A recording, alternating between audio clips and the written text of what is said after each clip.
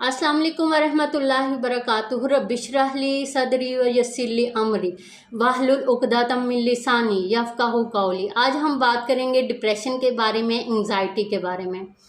जो इंसान दीन के साथ जुड़ा होगा, अल्लाह सुब्हानो ताला के साथ उसका रिश्ता मज़बूत होगा और अल्लाह और नबी के अहकाम के मुताबिक ज़िंदगी गुजार रहा है, उसे ना ही कभी डिप्रेशन होगा, ना किसी एंग्ज़ाइटी में मुब्तला होगा, ना कोई परेशानी में, और ना ही किसी गम में मुब्तला होगा।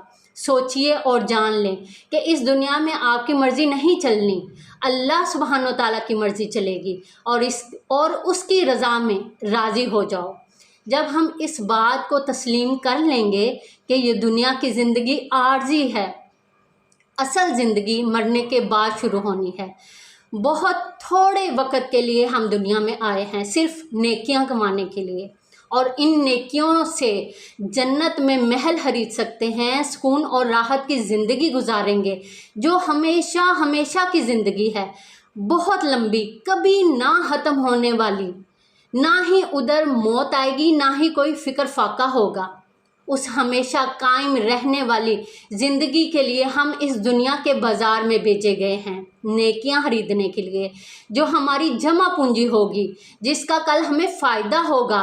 इस दुनिया में रह के कोठी बना ली, गाड़ी खरीद ली, बैंक बैलेंस भर लिया, ये सब कल को हमारे काम नहीं आएगा। ये हमारे काम बिल्कुल भी नहीं आएगा।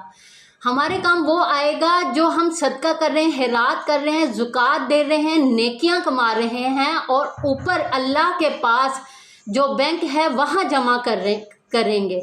मरने के बाद जब हमारा हिसाब किताब होगा, तब हमारा वो अकाउंट खोला जाएगा। अल्लाह सुब्हानो ताला के हुक्म से जितना ज़्यादा हम वो अकाउंट भरेंगे, उतना ही हम खुश होंगे।